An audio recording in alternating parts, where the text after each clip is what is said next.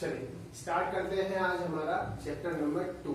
ठीक है, first chapter complete हो गया है केमिस्ट्री का, चैप्टर नंबर 2 यूपी पॉलिटेक्निक के लिए। ठीक है, सबसे पहले क्या होता है द्रव्य।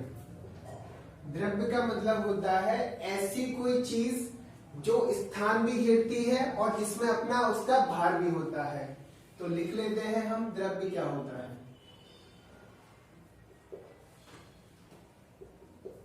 ऐसी वस्तुएं जो स्थान घेरती हैं एवं उनका अपना भार होता है।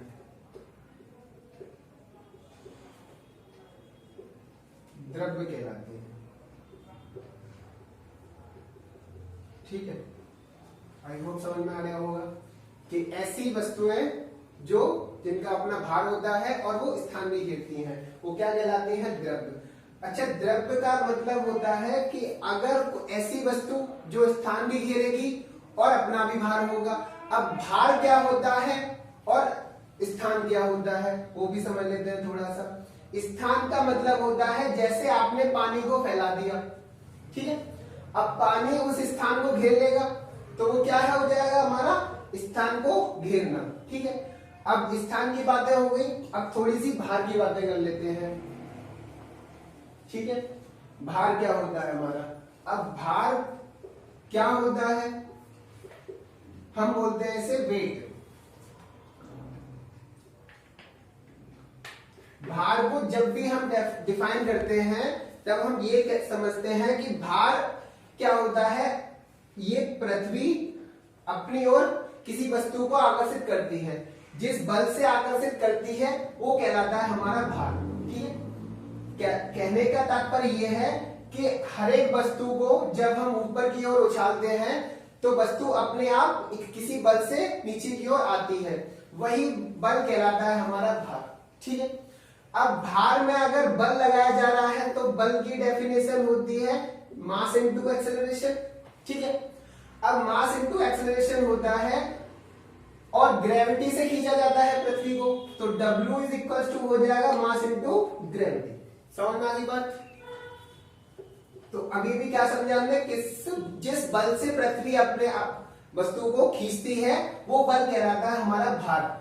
अब भार से खींच रही है तो मैं कह सकता हूं वस्तु का अपना एक द्रव्यमान होगा, m होगा। ठीक है, अब द्रव्यमान होगा तो एक त्वरण के द्वारा वो खींची जाएगी जिसे कहते हैं हम a।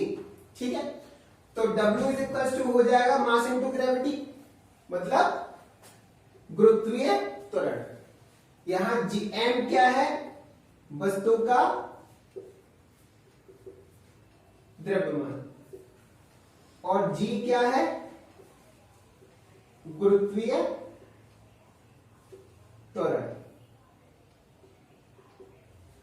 अब जैसे जैसे g की वैल्यू हमारी वेरी करती है वैसे वैसे ये W जो है हमारा वो ऊपर नीचे होता रहता है। जाहिर सी बात है कि g के मान पर निर्भर करेगा हमारा W। ठीक है, बात समझ में आ गई होगी इतनी। चलो इसे रब कर देते हैं और थोड़ा सा चलते हैं और आगे। ठीक है, अब द्रव्य को भी 3 अवस्थाओं में बांटा गया है, वो तो आप लोगों ने सुना ही होगा। पहला होता है ठोस, दूसरी होती है द्रव और तीसरी होती है हमारी गैस।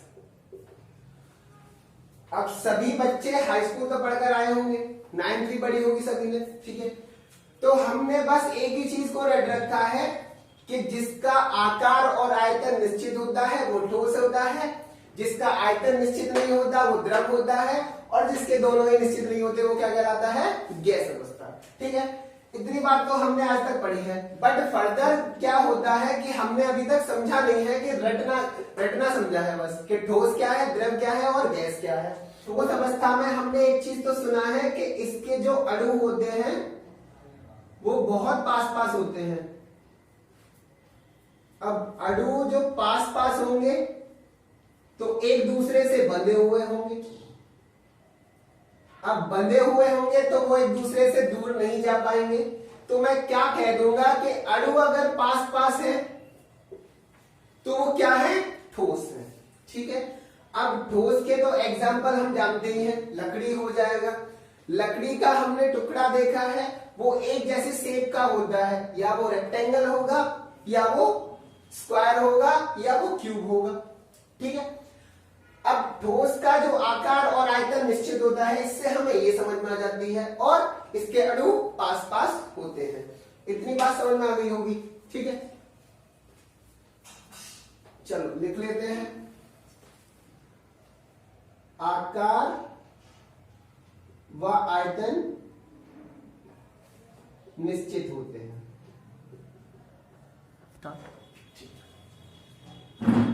ठीक है, आकार व आयतन निश्चित होते हैं, इतनी बात हमें समझ में आ गई इससे। ठीक है, अब अणु पास पास है तो आकार और आयतन निश्चित हो गए। ठोस हमें समझ में आ गया था। ठीक है, आकार और आयतन दोनों ही निश्चित होते हैं, किस कारण से होते हैं वो ये भी बता दिया था हम लोगों ने, ये समझ में आ गया होगा। चलो आगे चलते हैं, द्रव क्या होता है। अब द्रव के बारे में एक चीज तो ध्यान में रखना कि द्रव को हम समझते हैं भैया पानी। ठीक है, अब पानी का मतलब होता है भैया थोड़े से इसके जो अणु होंगे ना वो थोड़े से दूर दूर होंगे, मतलब ठोस की अपेक्षा इसके जो अणु होंगे द्रव के वो थोड़े से दूर दूर होंगे। अब दूर दूर होंगे तो भैया इनका कोई आकार तो निश्चित नहीं बन रहा है। ठीक है, तो लिख लेते हैं क्या होता है, आकार निश्चित नहीं होता परंतु आयतन निश्चित होता है। ठीक है, इतनी बात समझ में आ गई हमारे। अब आयतन निश्चित हो गया, ये तो बात समझ में आ गई, परंतु आकार निश्चित नहीं होता है। ठीक है, अब आयतन की आकार की ही बात कर लेते हैं। अब पानी को ऐसा तो है नहीं कि हाथ में लिया और चल दिया, काम हो गया। ठीक है, पानी को हम किसी पात्र में भी रखते हैं, पात्र जैसे कि बर्तन। ठीक है, अब पात्र में भरा जाएगा तो यहां तक तली में आएगा वो, मतलब इसका जो आकार है वो इसे ले लेगा वो पानी को। ठीक है, तो हम क्या लिखेंगे इसको, जिस पात्र में द्रव को भरा जाता है वह उसी का आकार ले लेता है। ठीक, इतनी बात समझ में आ गई। अब द्रव समझ में आ गया तो गैस भी थोड़ा सा आसान ही है। ठीक है, गैस का मतलब होता है भैया ठोस के अणु पास पास हो गए, द्रव के अणु ठोस से थोड़े से दूर हो गए। अब गैस के अणु तो हम समझते हैं भैया, गैस को क्या है, हाथ में भी नहीं लिया जा सकता है, और अगर किसी सिलेंडर में भरेंगे तो वो भी निकल जाएगी बात। ठीक है, तो इसका मतलब क्या है, बहुत ज्यादा दूर होंगे इसके अणु। ठीक है, अब अणु दूर दूर होंगे तो भैया ना तो हमें आकार निश्चित नजर आएगा ना ही इसका आयतन निश्चित नजर आएगा। तो लिख लेते हैं क्या होता है ये, आकार व आयतन दोनों ही निश्चित नहीं होते हैं। ठीक है, इतनी बात हमें समझ में आ गई। चलिए, ठोस द्रव गैस के बारे में हमने इतना समझा, अब आगे पढ़ते हैं क्या होता है। अब जब अणु ठोस के पास पास है तो एक होता है तुम्हारा अंतराअणुक स्थान।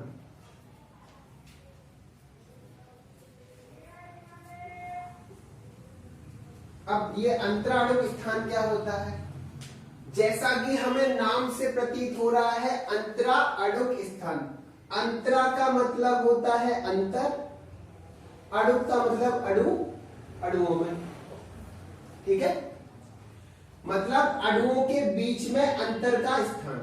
ठीक है, कहने का तात्पर्य अगर ये समझ लें कि अणुओं के बीच में जो स्थान है वो क्या है, तो यहां तो हमें अणुओं के बीच में स्थान जो है वो हमें कम नजर आ रहा है, तो अंतराणु स्थान सबसे बहुत कम है, बहुत कम होता है ठोसों का। ठीक है, अब द्रव की बात कर लेते हैं। इसमें थोड़ा सा दूर दूर होते हैं अणु, तो इसमें अंतराणु स्थान ठोस की अपेक्षा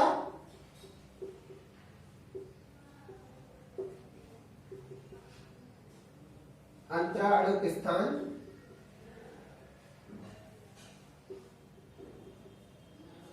अधिक होता है। ठीक है, और गैस में इसके अणु और ज्यादा दूर दूर है, तो मैं ये भी कह सकता हूं सबसे ज्यादा। ठीक है, तो अंतराणु स्थान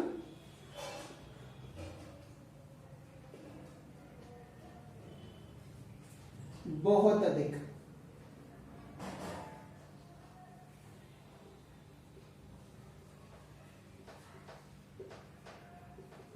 बहुत अधिक होता है। ठीक है, इतनी बात समझ में आ गई होगी। अब थोड़ा सा आगे चलते हैं। अंतराणु के स्थान समझ में आ गया।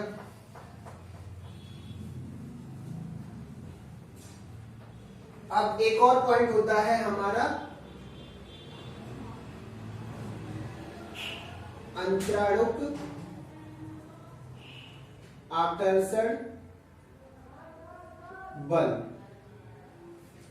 ठीक है, मतलब कि अंतराणुक आकर्षण बल क्या होता है, जैसा कि अभी थोड़ी देर पहले अंतराणुक स्थान बताया था, वो स्थान का मतलब होता है गैपिंग की बात हो रही थी। अब आकर्षण बल का मतलब होता है अणुओं के बीच में आकर्षण बल। ठीक है, अब यहां तो हमें नजर आ रहा है कि अणु पास पास है। अब अणु पास पास है तो अंतराणुक आकर्षण बल क्या हो जाएगा, बहुत अधिक हो जाएगा, बहुत प्रबल हो जाएगा। ठीक है, इतनी बात समझ में आ रही है हमारे। और इसमें अगर अणु दूर दूर है तो मतलब इतना तो तय है कि पास नहीं है। अब पास नहीं है तो वो क्या हो जाएगा भैया, इससे तो कम होगा। ठीक है, तो इसमें क्या हो जाएगा, अंतराणुक आकर्षण बल ठोस की अपेक्षा कम होता है, क्योंकि भैया अणु दूर दूर है ना। अब दूर दूर है तो कम होगा ठोस की अपेक्षा। अब गैसों में तो हमें और भी नजर आ रहा है कि बहुत दूर है, तो मैं कह सकता हूं कि अंतराणुक आकर्षण बल बहुत कम, लगभग नगण्य होता है। चलिए, इतनी बात समझ में आ गई होगी। चलिए, अब क्या करना है, अभी लास्ट पॉइंट बचा है इसका। अब बचा है इसके एग्जाम्पल। आप लोगों को क्या करना है, पहले वीडियो को पॉज करना है, उसके बाद इन तीनों के एग्जाम्पल्स लिखने हैं। चलिए, अब ठोस का तो हमें सीधी सी बात है, एक बात तो मैंने बता दी थी, लकड़ी। लकड़ी हो जाएगा, लोहा हो जाएगा, गंधक हो जाएगी, और भी बहुत सारे हैं। ठीक है, अब द्रव का एग्जाम्पल,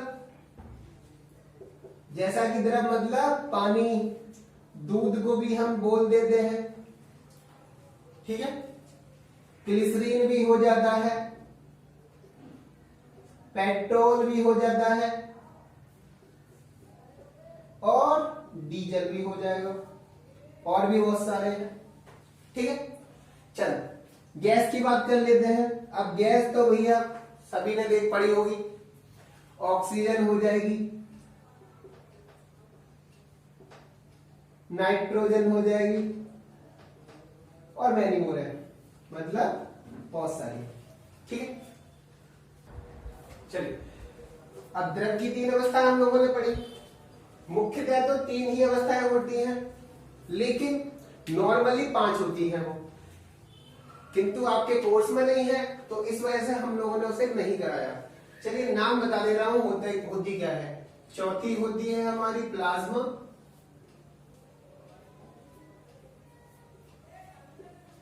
ठीक है। अब ठोस, द्रव और गैस क्या है, वो तीनों ही अवस्था हमारी आयनित नहीं है। अब जो आयनित हो सकती है किंतु आयनित होती है वो होती है हमारी प्लाज्मा। अब प्लाज्मा को आयनीकृत अवस्था बोला गया है ब्रह्मांड के अंदर, ठीक है। तो मैं कह सकता हूं ऐसी अवस्था जो आयनीकृत हो सकती है, मतलब कि आयनित हो जाती है, तो वो क्या कहलाएगी, हमारी प्लाज्मा। अब प्लाज्मा जो आयनीकृत हो सकता है, अब हम जानते हैं कि आयनीकृत का मतलब एक बात तो समझ में आ जाती है कि जब हमारी बिजली कड़कती है तो वो हमारी विंड के द्वारा कड़कती है। अब विंड कहां से आता है भैया, आसमान से। अब आसमान से अगर विंड आएगी तो वो क्या कहेगी हमारी कि भैया कैसी विंड है, आयनीकृत विंड है, ठीक है। तो क्या कहेंगे, सौर हवाएं। ये एग्जांपल हो जाएगा इसका। दूसरा एग्जांपल भैया स्टार्स, ये भी एग्जांपल हो जाएगा इसका, ठीक है। इतनी बात हमारे समझ में आ गई। अब चौथी हो गई हमारी, 5वीं का नाम होता है हमारा बोस आइंस्टीन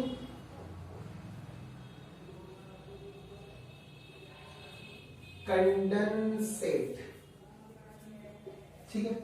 जैसा कि नाम नजर आ रहा है कंडेंसेट, कंडेंसेट का मतलब होता है भैया जमना, ठीक है।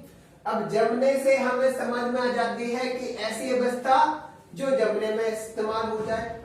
अब जमने का मतलब बर्फ का मतलब नहीं होता भैया।